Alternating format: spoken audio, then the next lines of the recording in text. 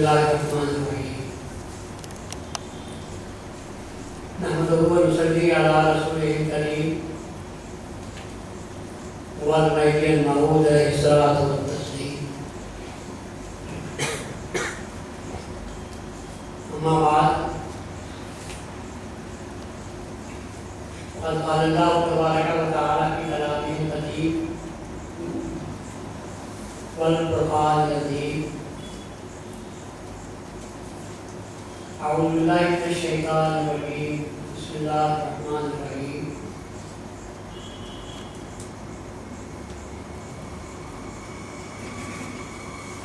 والذی یصلی علیکم وملائکتہ لیخرجکم من الظلمات الی النور۔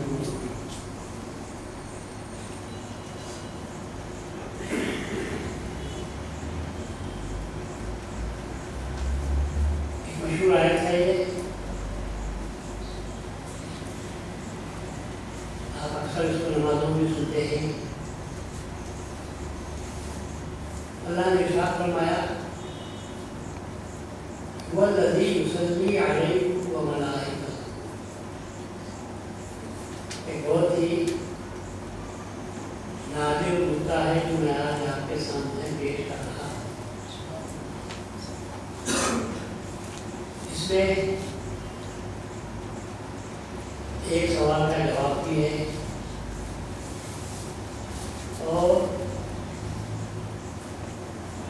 مہدی موعود علیہ السلام کا مقام بھی معلوم ہوتا ہے، اور مہدی کے صدقے میں ہمارا بھی کیا مقام ہے یہ ظاہر ہو جاتا ہے، بشرطے کہ ہم اس مقام پر آنے کے قابل ہو جائیں۔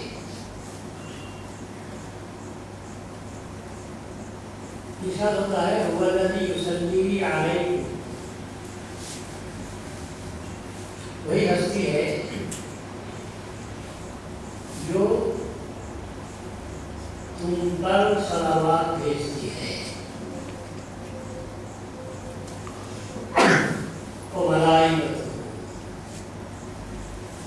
اور اللہ کے فرشتے بھی تم پر صلوات بھیجتے ہیں۔ کیوں؟ لیخرجکم من الظلمات الی النور،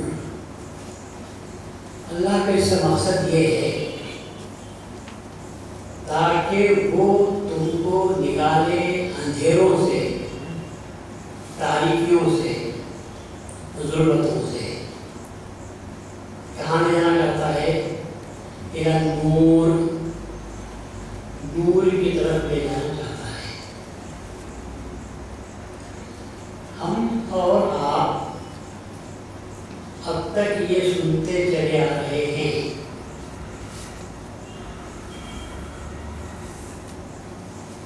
بہت ہوشیاری سے بیٹھو، توجہ سے سنو۔ آج بندگیاں شاہ نظام شاہ نعمت رضی اللہ تعالیٰ عنہ کی ذات کا مجھ پر تصرف معلوم ہو رہا ہے کہ اسی وجہ سے آج میں غور کر رہا تھا کہ آج کس آیت پر بیان کروں بندگیاں شاہ نعمت کی منقبت کے تعلق سے۔ تو بسم اللہ الرحمن الرحیم پڑھنے تک بھی وہ آیت ذہن میں نہیں آئی تھی، اس کے بعد اچانک میری زبان سے یہ آیت نکلی ہے۔ اس لیے میں سمجھتا ہوں کہ یہ حضرت کا تصرف خاص ہے، اور تقریر سنیں گے تو آپ کو معلوم ہوگا کہ یہ اس آیت سے حضرت شاہ نعمت کا کیا تعلق ہے۔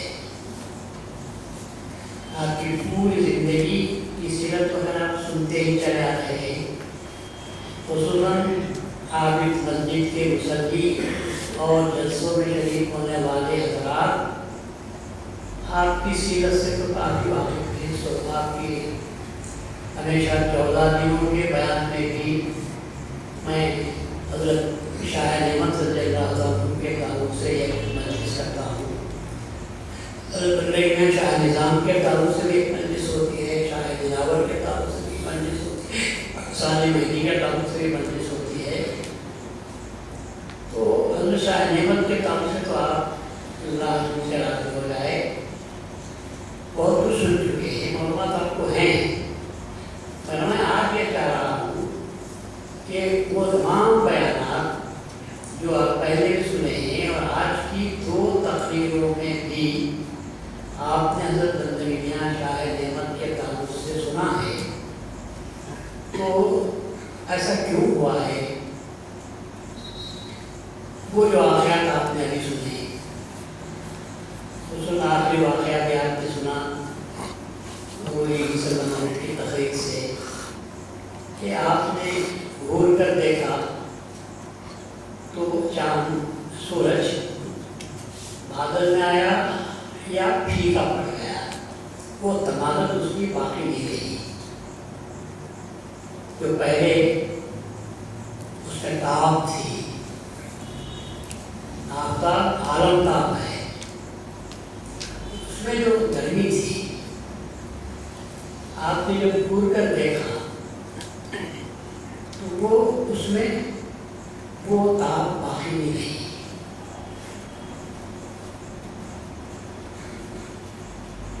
وہ مدھم ہو گئی اس کی روشنی۔ تو سوال پیدا ہوتا ہے، یہ مذہبی حضرات بھی عجیب ہیں، اپنے مقتدیٰ کی آقا کی تعریف کرتے کرتے خلیفوں کو بھی اونچا کرتے تھے، اور یہاں تک پہنچا دیا کہ آفتاب کو گھول کر دیکھا تو اس کی چمک بھی ماند پڑ گئی، وہ بھی اس کی روشنی دھیمی پڑ گئی۔ اتنا تو نہیں ہونا چاہیے، یہ کسی سے ممکن نہیں ہے۔ رسول اللہ صلی اللہ علیہ وسلم کے زمانے میں بھی آفتاب چمکتا تھا، میرے سامنے زمانے میں بھی آفتاب چمکا، لیکن کہیں ہم نے ایسا واقعہ نہیں سنا کہ انہوں نے کبھی دیکھا ہو، صحابہ کرام نے کبھی دیکھا ہو۔ اور یہ مذہبی حضرات محبت میں اتنے بہہ جاتے ہیں اور ایسی نعوذ باللہ بے سر و پا باتیں بیان کر دیتے ہیں، قصے گھڑ لیتے ہیں، قصے گھڑ لیتے ہیں، کہانیاں بنا لیتے ہیں، اور اب لوگوں کو ڈرانے کے لیے، مرعوب کرنے کے لیے۔ ایسا تو نہیں کرنا چاہیے۔ انسان کو انسان رکھو، ان کی تعریف کرنا ہے تو تعریف کرو، مگر انسان کو انسان رکھو، بشر کو بشر کی حیثیت پر رکھو، یہ تعریف بیان کرو۔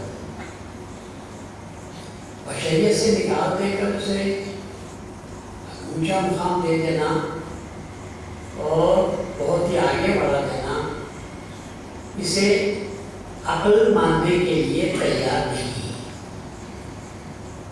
بات وہ کرو جو عقل میں آ سکتی ہے، ایسی بات جو عقل میں نہیں آتی وہ بات کرنے سے کیا فائدہ ہوگا؟ سوائے اس لیے کہ لوگ مذاق اڑائیں گے، ہنسیں گے اور کہیں گے کہ جب جھوٹے روایتیں حصوں کا سہارا دیتے ہیں، مولوی ہو، عالم لوگ، واعظ کرنے والے ایسے قصے بول کر لوگوں کے دماغوں کو معروف کر دیتے ہیں، ان سے اپنی عقیدت حاصل کرنے کے لیے یا اپنے باپ دادا کے مقام کو بلند کرنے کے لیے اس قسم کا سہارا لیتے ہیں۔ بات ایسی کرو جو بغیر سہارے کی ہو، اور بات وہ کرو جو عقل میں بیٹھ سکتی ہے۔ جس چیز کو عقل برداشت نہیں کرتی، ایسے روایتوں کو نکال دینا چاہیے، کتابوں سے کھرچ کر نکال دینا چاہیے۔ ایسے نظریات کام کے لیے ایک ذہنیت ہے، وہ ذہنیت کا تقاضا یہ ہوتا ہے ٹھیک بات کرو۔ تو ہم یہ کہتے ہیں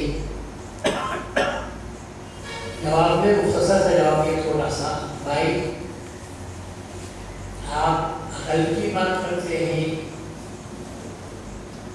ہم عشق کی بات کرتے ہیں۔ عقل کی حد ہے، عشق کی حد نہیں ہے۔ عقل میں کوئی آدمی، آپ میں سے کوئی آدمی کپڑے پھاڑنے کے لیے تیار ہے؟ آپ میں سے کوئی آدمی شیو بڑھ گیا ہے اور داڑھی مونچھ بے تکے ہو گئے ہیں، جھاڑی جھنکار ہو گیا ہے، کیا ایسی حالت میں کوئی آدمی جینے کے لیے تیار ہے؟ کپڑوں کی سود نہیں، کھانے پینے کا ہوش نہیں، کوئی ٹھکانہ نہیں، جنگلوں میں پھر رہا ہے، کوئی آپ میں سے ایک عقل والا آدمی جا سکتا ہے؟ لیکن اگر کسی کو خدا نہ کرے کسی سے عشق ہو گیا تو کیا کرے گا؟ روز صبح اٹھ کر شیونگ کر لے کر اچھے کپڑے پہن لے کر اتنا لگا کر پڑے گا، جب اس کی آس بتائے گی تو آدمی کو بے ہوش کر دے گی، آدمی ہوش میں نہیں رہتا، کھانے کے لیے مجبور کرو نہیں، بھوک نہیں ہے، رات کو سوتا ہے، تارے گنتا ہے، نیند نہیں آتی، یہ کون کرتا ہے؟ عاشق۔ جب ایک اپنے جیسے عورت سے آدمی سے عشق ہوتا ہے تو عقل جواب دے دیتی ہے، خدا سے عشق کرنے والوں کا کیا حال ہے؟ آپ اس کو مینٹل ہاسپٹل میں لے جا کر کرو دوا کرنے کے لیے، امہاس کو لے کے گئے کہ بھائی دیکھو، وہ کہے گا کہ سب چیز نارمل ہے، پھر کیا ہے؟ دل کی حالت اس کی بدل گئی ہے، بیماری کچھ نہیں ہے، لیکن وہ اپنے صحیح آدمیوں کی طرح بھی کام نہیں کرتا، تو معلوم ہوتا ہے کہ کچھ ایک عشق ہے جو اندر کام کر رہا ہے۔ اور دوسری بات یہ ہے کہ آگ میں پڑنے کے لیے کون سا اندر مسلمان آدمی تیار ہو جاتا ہے؟ علاوہ رکھا ہوا ہے، اور کسی سے آپ کہو کہ اس میں کودے تو یہاں بیٹھے ہوئے یا دوسرے دیوی ہیں دنیا والے، ان میں سے کوئی بھی علاوہ میں کودنے کے لیے تیار ہوتا ہے؟ نزدیک تک جا کر بولے گا وہ یہ آدمی کون سا تو رکھے گا؟ گڑا اور لمبا ہو، کودنے کے لیے بھی بولو تو اگلنے کے لیے کودنے کے لیے بھی کوئی تیار نہیں ہوتا، چاہیے اگر پھسل گیا تو اندر گروں گا پھر کچھ بھی نہیں ملے گا۔ مگر 6 مہینے کی بھڑکائی ہوئی آگ میں ابراہیم نے کیسا کودا؟ تھی آگ وہاں پر؟ کیا ابراہیم کے پاس پتہ نہیں تھی؟ کیا ابراہیم علیہ السلام کو بھی سمجھ نہیں تھی کہ یہ آگ ہے، میں کودوں گا تو جل کر خاکستر ہو جاؤں گا؟ پھر ابراہیم علیہ السلام کیوں کودے؟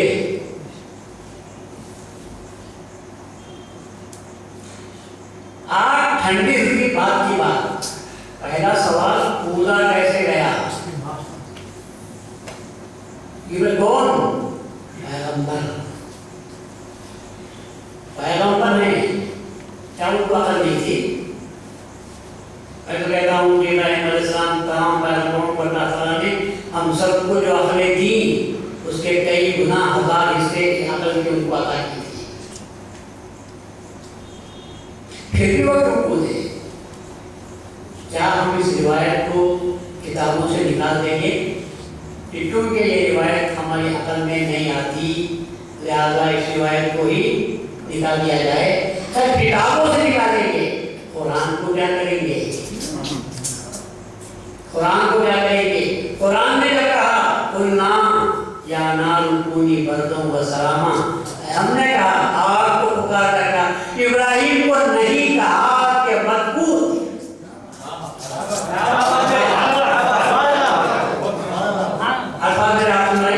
इसलिए वो शायरी में तजर्रुफ है, खुदा रोकने वाला, बचाने वाला। अगर बचाना था इब्राहिम अलैहिस्सलाम को तो क्या कहना चाहिए था? ऐ इब्राहिम मत कूद। क्या अल्लाह ने कूदने का मौका दिया, देखा अकल का बंदा है, इश्क का बंदा है, और जब मालूम हुआ कि इश्क का बंदा है तो अल्लाह ने कहा इसे रोकना नहीं चाहिए। अकल वाला होता तो मैं भी इसको रोक देता, पर इश्क का बंदा है, दुनिया को मालूम हो जाना चाहिए। तो अल्लाह ने इजाजत दे दी, खामोश हो गया। देखो एक आग है, इब्राहिम है, अल्लाह इब्राहिम को भी रोक सकता था।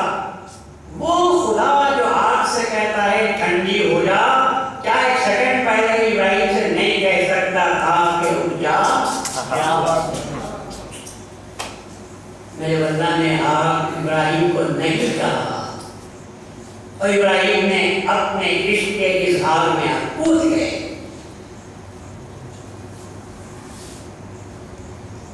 बहुत बड़ी बात बोल रहा हूँ मैं आज। बंदा मजबूर हुआ, खुदा मजबूर हुआ।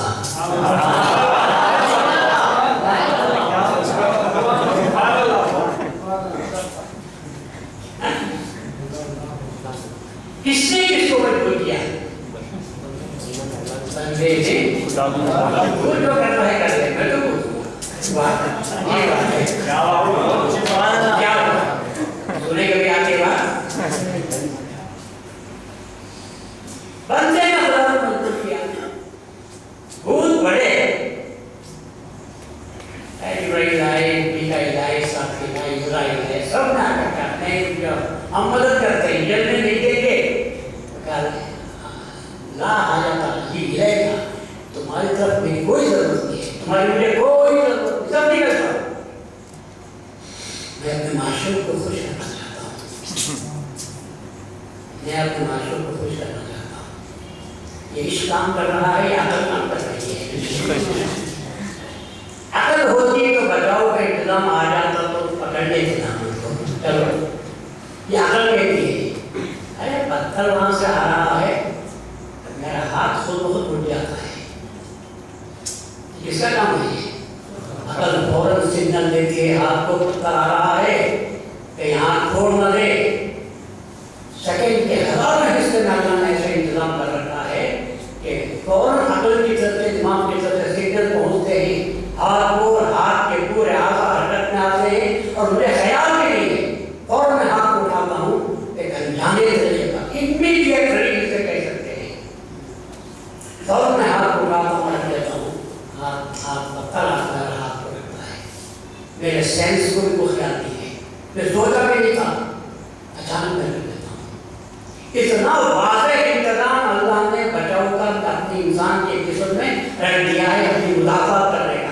यहाँ तो आग का कड़ा देख रहे हैं और फिर इत्मीनान के साथ कूद भी रहे हैं। मना करने वाले, बचाने वाले चारों बड़े बड़े फरिश्ते आते हैं और कहते हैं कि बोलो बोलो, हम रूह निकालने वाले हैं, आग की रूह निकाल देंगे, हम निकालने वाले हैं, बारिश को बरसा कर आग को बुझा देंगे, बोलो तुम क्या चाहते हो? और फिर भी इश्क कहता है कि नहीं, मैं खुदा का आशिक हूँ और खुदा के सिवा किसी से मदद भी नहीं मांगता। जो महलों के तवक्कुल पर एतराज करते हैं, तो तवक्कुल की निशानी तो देखो, पैगंबरों में भी जो अबुल अंबिया है, कितनी तवक्कुल की शान उनकी रखी। लोग ये कहते हैं तवक्कुल ऐसे तवक्कुल नहीं है, हम कहते सही है, तदबीर करना भी मुनासिब है, लेकिन जब तदबीर अकल को भी पार कर देती है, अकल तदबीर को भी पार कर देती है, अब तो वहाँ पर सिर्फ तकदीर साथ रहती है, तो ऐसी सूरत में बंदा कहता है कि नहीं, जो उसको मंजूर है वो करे, क्योंकि मैं जल रहा हूँ तो अपनी तरफ से नहीं, आप इसे खुदकुशी भी नहीं कह सकते। आप इस हरकत को इब्राहिम अलैहिस्सलाम की खुदकुशी महसूस करेंगे, क्योंकि खुदकुशी अपनी किसी चीज़ से बचने के लिए होती है, यहाँ बचाने का कोई तसव्वुर नहीं है। आदमी खुदकुशी करता है दुनिया के तकलीफ تکلیفوں سے بچنے کے لیے۔ آدمی خودکشی کرتا ہے جب اس کا دل ٹوٹ جاتا ہے، آدمی خودکشی کرتا ہے اپنی عزت و آبرو کو بچانے کے لیے۔ یہاں کیا بات تھی؟ یہاں کوئی بات نہیں تھی کہ پھر آپ نے آدمی سنائی تھی۔ خودکشی میں آدمی خود ہتھیار کو استعمال کرتا ہے اپنی جانب سے۔ یہ قرآن بولا تھا نمرود نے، ابراہیم علیہ السلام نے محنت نہیں کیا تھا، اس کو خودکشی بھی نہیں کہتے۔ پھر ابراہیم علیہ السلام کود پڑتے ہیں تو اللہ نے دیکھا کہ نہیں، یہ بات ہے۔ کبھی کبھی عاشق کو دیکھتا ہے حسن خود بے قرار ہو جاتا ہے۔ عشق نے زور کیا تو حسن بے قرار ہو گیا، حسن کو اپنی جلوہ نمائی کرنی پڑی، اور جب عشق حسن نے اپنا جلوہ دکھایا تو انسانوں کی بھڑکائی ہوئی آگ اس کی کیا تاب لا سکتی تھی؟ خدا کا حکم ہوا ٹھنڈی ہو جا تو آگ ٹھنڈی ہو گئی۔ اس کا زور ہے، عشق کا زور ہے، توکل کی شان بھی ہے اور عشق کا زور بھی ہے۔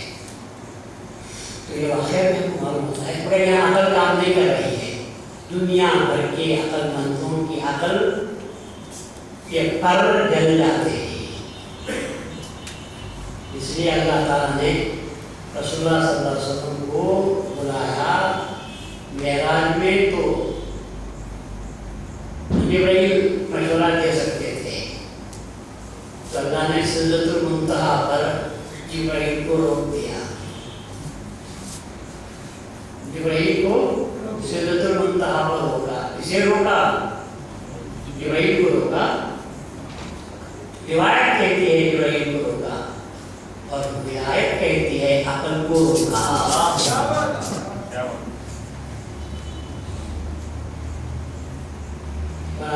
پر لگ گئے، کس کے؟ عقل کے پر جل گئے، اور جبرائیل نے کہا میں قدم آگے بڑھوں گا تو میرے پر جلیں گے۔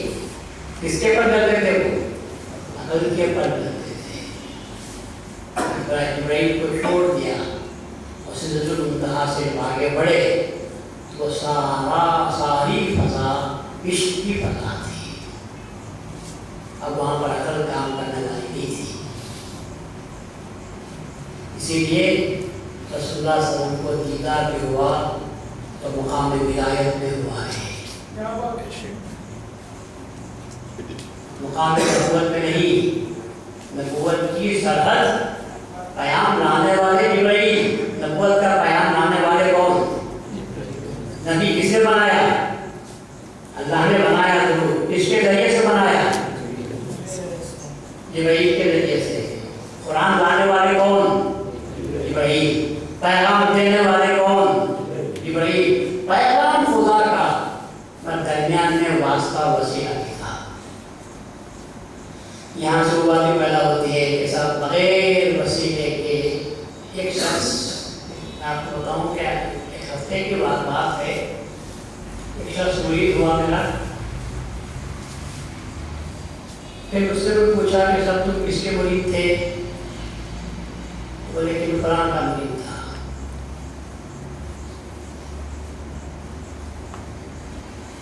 فلاں کا مرید تھا۔ پھر تم اتنا مرید ہونے کے باوجود تم کیوں مہلویت سے بات کر رہے ہو؟ مجھے تعلیم یہ دی گئی، مجھے تعلیم یہ دی گئی، اللہ نے جبرائیل کے ذریعے سے رسول اللہ کو قرآن دیا، اور رسول اللہ صلی اللہ علیہ وسلم نے اس پر عمل کیا۔ بس ہم کو اللہ کو پکڑنا ہے اور رسول اللہ کو پکڑنا ہے، ان کے سوا اور کسی کو پکڑنا نہیں ہے۔ آپ سمجھ رہے ہیں؟ ان کے سوا کسی کو پکڑنا نہیں ہے، تھوڑا میرے اسلام کے پاس بھی جانے کی ضرورت نہیں ہے. اس نے پوچھا کہ مہدی کا، تو اس نے جواب دیا وہ مرشد نے کہ مہدی نے بھی یہی کہا مذہب ماں کتاب اللہ اور اتباع محمد رسول اللہ. تو جب وہ وہاں جا سکتے ہیں تو ہم کیوں نہیں جا سکتے؟ تو ان کو بیچ میں لانے کی کوئی ضرورت نہیں ہے. بھلے آدمی تو تجھے پہلے بول جانا تھا مجھے تمہارے پاس بھی آنے کی ضرورت نہیں ہے، میں بھی خدا کے رسول سے پہنچ جا سکتا ہوں. مجھے بھی تمہارے ہاتھ پر بیعت کرنے کی کیا ضرورت تھی؟ میں بھی جا سکتا ہوں. میں نہیں بتا پر یہی دھوکہ ہے. ہمارا اعتقاد یہی ہے کہ بے شک اللہ تعالیٰ نے کتاب کا صحیح مراد بیان کی تو حضرت مہدی موعود نے اور رسول کے نقش قدم پر اگر کسی نے قدم رکھا تو صرف مہدی موعود نے. تو ہم یہ نہیں کہتے کہ ہم رسول کی ضرورت نہیں، اور ہم یہ کہتے ہیں کہ مہدی کو پکڑ لو تو نقش قدم رسول اللہ مل جائے گا. اور ہم اس کو مہدی ماننے کے لیے تیار نہیں جو خدا کے ساتھ ساتھ رسول کے نقش قدم کو چھوڑ کر اپنا نیا مذہب پیش کرتا ہے. ہم اس کو مہدی تو کیا مسلمان بھی ماننے کے لیے تیار نہیں. ہم مہدی کو مہدی کیوں مانتے ہیں؟ صرف اس لیے مانتے ہیں کہ مہدی موعود کا ہر قدم پڑھا تو رسول اللہ کے نقش قدم پر پڑھا. مہدی کے قدموں میں ہم نے رسول کے نقش قدم کو چمکتا ہوا دیکھا. کیونکہ دوسروں نے حدیثوں میں پڑھ کر شکار ہو گئے مختلف راستوں کے، لیکن مہدی موعود علیہ السلام نے صرف نقش قدم رسول کو دیکھا تو قدم رسول پر اپنا قدم رکھا. تو ہم کو نظر آتا ہے کہ مہدی کی اتباع میں رسول اللہ کا نقش قدم ابھرتا ہے، چمکتا ہوا سامنے آتا ہے. اس لیے ہم نے مہدی کو مانا ہے. اگر وہ یہ ثابت کر دے کہ مہدی موعود نے رسول اللہ صلی اللہ علیہ وسلم کی پیروی نہیں کی کسی صورت میں بھی، تو خیر ہم کو بولنے کی بھی ضرورت نہیں ہے، کیونکہ بات فرضی قصہ ہو جائے گا. کیونکہ ہم کو یقین ہے تو تعلیم دی گئی کہ کیا ضرورت ہے مہدی تک جانے کی. انہوں بھی وہاں تک ہی گئے تھے، ان کو ہی پکڑے تھے. تم بھی پکڑ دو تمہیں پوری مہدویت چلے گی. تو ہوا کیا تھا؟ ٹھنڈی کیوں ہوئی؟ ٹھنڈی کیوں ہوئی؟ اللہ تعالیٰ کی صفات ہیں، اللہ تعالیٰ کی صفات ہیں. صفات میں ایک صفت جلال کی ہے، ایک صفت جمال کی ہے. جلال کی صفت ہے تو اس کا اظہار جہنم سے ہوتا ہے، اور جمال کی صفت ہے تو اس کا اظہار جنت سے بھی ہوتا ہے. اور جب صفت جمال، اس صفت جلال پر جو بندوں کا جلال ہے اس پر اللہ کی صفت جمال کا ظہور ہوا ہوگا، تو یہ جلال اور جمال کو برقرار کر سکتا ہے. جب شاہ نعمت کی آنکھوں میں مہدی موعود علیہ السلام کی نظر پڑی اور خدا کے جمال کی نظر پڑی تو جمال نعمت کی نظر نہیں تھی، جمال خدا بندی کی نظر تھی. جمال خدا بندی کی نظر تھی. تو آفتاب اس کا ہلکا سا اظہار ہے، تو وہ جب رات آتی ہے تو ختم ہوتا ہے. تو شاہ نعمت کی نظر پڑی ہوگی تو حقیقت میں جمال خدا بندی کی نظر تھی، اور جمال خدا بندی کی نظر ہو گئی ہے تو آفتاب کو جل جانا چاہیے تھا، نہیں آفتاب کو ڈوب جانا چاہیے تھا. اللہ نے جب تجلی کی تو حکم دیا ٹھنڈی بھی ہو جا اور سلامتی کا باعث بھی ہو جا. تو آگ تو ٹھنڈی ہو گئی، آفتاب ٹھنڈا نہیں ہوا کیونکہ دنیا کو بھی جلانا تھا.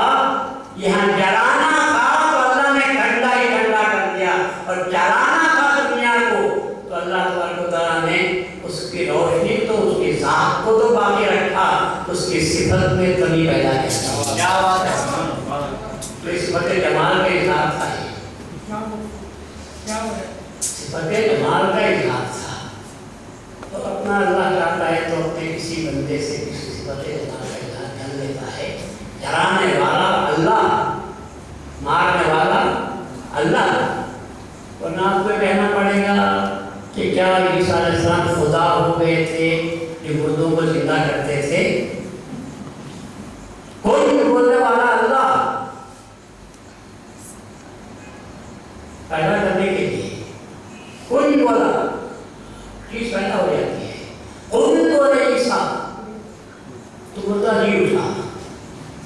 تو کیا حضرت عیسیٰ کو خالق کہہ سکتے ہیں؟ حضرت عیسیٰ علیہ السلام کو زندہ کرنے والا کہہ سکتے ہیں؟ کیا لوگوں نے آزمائش کی، پرانے 400-500 سال پرانے خبروں کے پاس لے کر جا کر عیسیٰ علیہ السلام سے کہا کہ اس مردے کو زندہ کرو، اس خبر میں پڑا ہوا ہے اس کو زندہ کرو. تو عیسیٰ علیہ السلام نے جا کر کہا تو اٹھ گیا. کیسے اٹھا ہوگا بھائی؟ ولی تھا، نبی تھا، آپ قوم پورے خالی پیسے کے ویسے تھے. ادھی مرا ہو اسے خون بولے تو ہاتھ پاؤں آنکھ ناک سب ٹھیک، صرف روح بھری ہوگی، یہ کہہ سکتے ہیں. تو کتنے سال کا واقعہ بولوں؟ کتنے سال پرانی خبر کا؟ 500 سال. 500 سال میں اس مردے کی کیا حالت میں ہوگی؟ کچھ بھی ہے باقی بھی ہو سکتا ہوگا، مگر کیا اثر ہوا؟ ادھر سے نکلا انسان کی زبان سے کن بیس اللہ، پورے پورا کھڑا ہو گیا. within seconds ہڈیاں جڑ گئے، جسم بن گیا، آنکھوں کے جیوے آ گئے، کان کا آواز سننے کے قابل ہوا، خون رگوں میں دوڑنے لگا، اٹھ کر کھڑے ہونے کی طاقت پیدا ہو گئی. کتنے دن لگے گی؟ کچھ بھی نہیں. 500 سال کا مردہ کھڑے ہو گئے.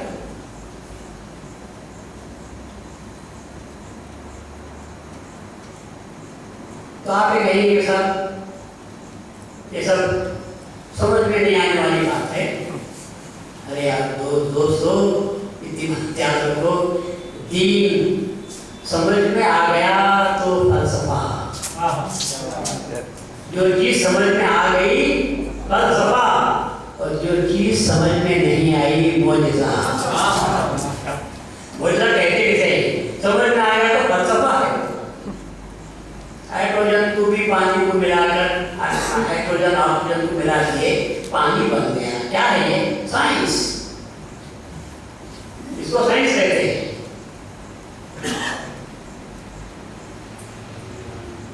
جہاں پانی نہیں ہے، تھوڑا گڑھا پڑا ہوا تھا، رسول اللہ نے منہ میں اپنا تھوک اس میں ڈال دیا، چشمہ اوپر گیا. کیا ہے یہ؟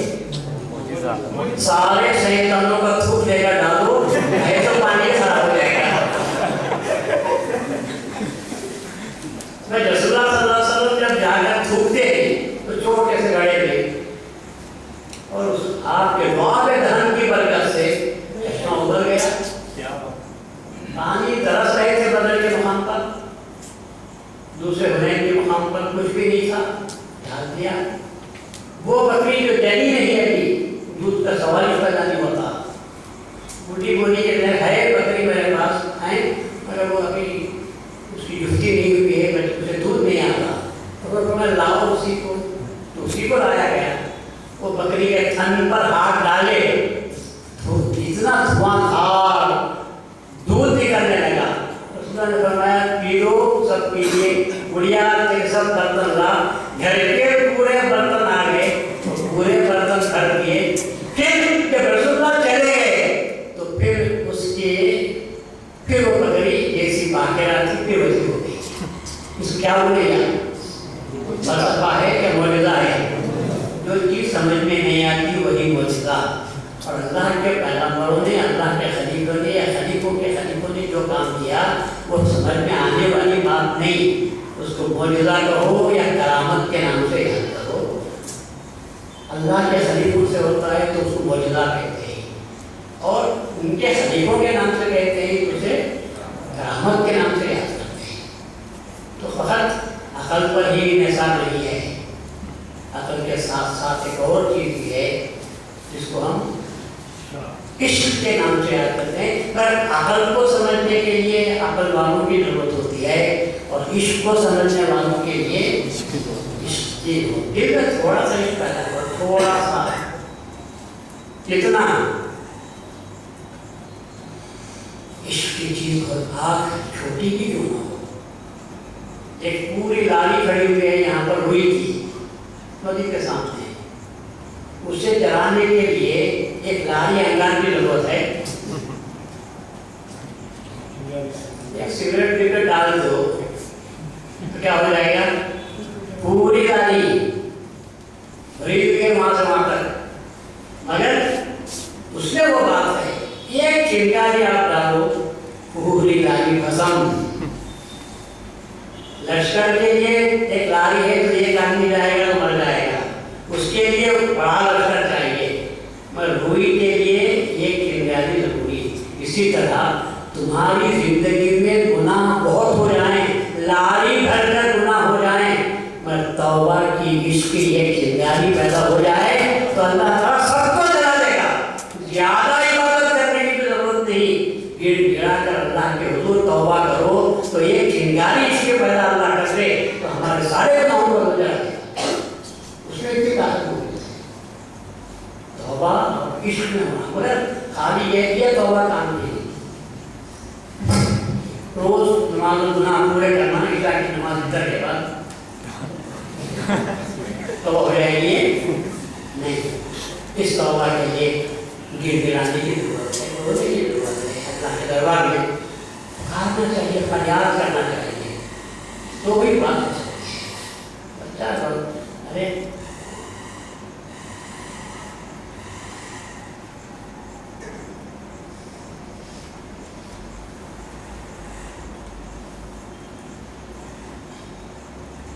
Tibrata na gaya kunat kay doshat naman.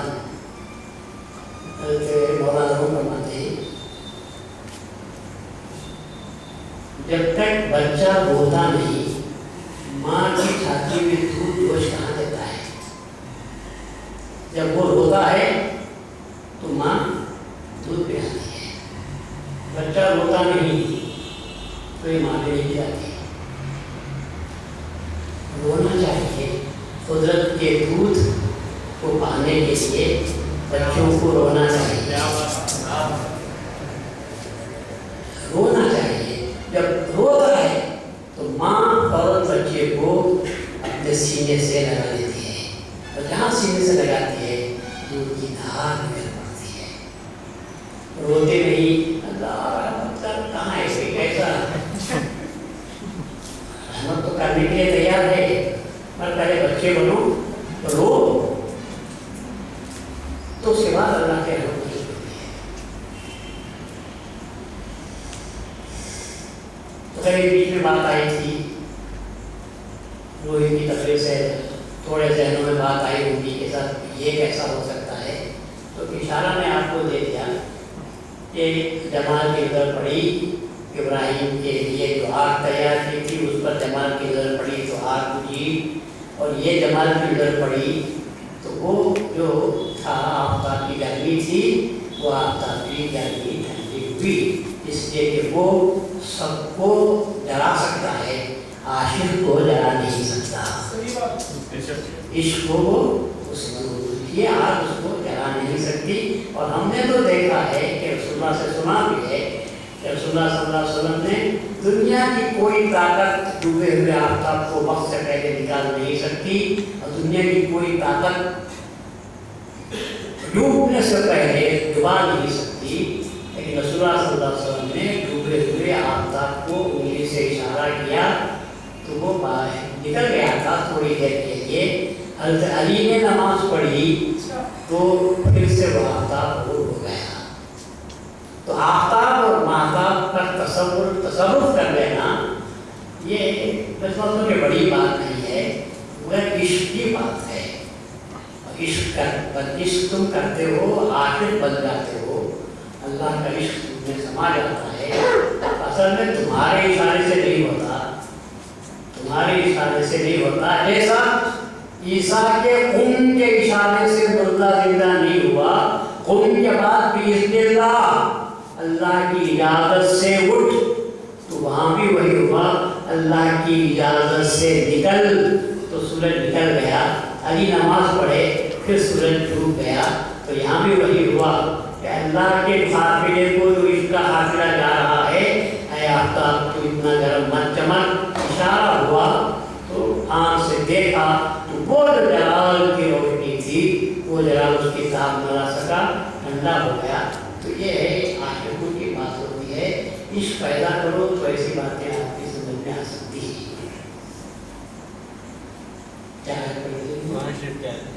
یصلی، اب دوسری بات آتا ہوں، اب تک آپ سنتے آئے ان اللہ و ملائکتہ یصلون بولو علی النبی، اللہ اس کے فرشتے صلوات بھیجتے ہیں اس پر نبی پر۔ یہ پڑھتے نہیں، سب پڑھتے ہیں۔ اسی واسطے صلی اللہ علیہ وسلم کسے کہتے ہیں؟ رسول اللہ کو کہتے ہیں۔ اب جو میں نے آیت پڑھی، یہ میرے گھر سے پڑھ رہا ہوں، یہ قرآن کی آیت ہے۔ قرآن کی ہے، مانتے ہیں نہیں مانتے؟ نہیں ماننے والا ہے نا، قرآن کی آیت نہیں ماننے والا۔ اب سنو، اسی کے مندر جب رسول اللہ کی تعریف آتی ہے، ما كان محمد أبا أحد من رجالكم ولكن رسول الله وخاتم النبيين وكان الله بكل شيء عليما۔ هو الذي يصلي عليكم يصلي عليكم وملائكته، وہی اللہ ہے جو تم پر صلوات نازل کرتا ہے، اس پر علیکم، تم پر صلوات نازل کرتا ہے۔ خالی یہ نہیں، وہ ملائکتہ اور اللہ کے فرشتے بھی۔ کیوں کرتا ہے؟ یخرجہم من الظلمات الی النور، تاکہ اللہ یہ چاہتا ہے کہ اپنے صلوات کے ذریعے، فرشتوں کے صلوات کے ذریعے تم کو ظلمات سے، تاریکیوں سے، اندھیروں سے نکالے اور نور کی طرف لائے۔ یہ بھی یاد رکھو، اللہ ظلمات بولا کیونکہ اندھیرے زیادہ، تاریکیاں زیادہ، گمراہیاں زیادہ، نور انوار نہیں بولا، نور ایک اور نور کس کی ذات ہے؟ اللہ کی ذات ہے۔ تو یہاں نور سے بڑا کیا کریں گے تاکہ اللہ ان کو گمراہیوں کے مختلف راستوں سے نکالے اور کہاں لے جائے؟ اپنے طرف، نور کی طرف لے جائے۔ انوار بھی بولا اللہ، ظلمات کے مقابلے میں انوار آنا تھا، پر نہیں، تاریکیاں سینکڑوں، تاریکیاں گمراہیاں ہزاروں، اندھیرے لاکھوں، اور نور کو بھی اس کی ضرورت نہیں ہے۔ رب العالمین ایک تاریک کو جلانے کے لیے ایک چنگاری کافی، ایسے اندھیروں کو دور کرنے کے لیے ایک نور کافی، اور یہاں نور آ گیا، یہاں سے وہاں تک کے اندھیرے کے بڑے بڑے بھوت دیو کتنے ہی ہوں، لیکن جہاں کچھ نہیں تو آپ موم بتی سے لگا دو، اندھیرے کے دیو سارے کے سارے بھاگ جاتے ہیں۔ ان میں اتنی ہمت نہیں کہ نور کا مقابلہ کر سکیں۔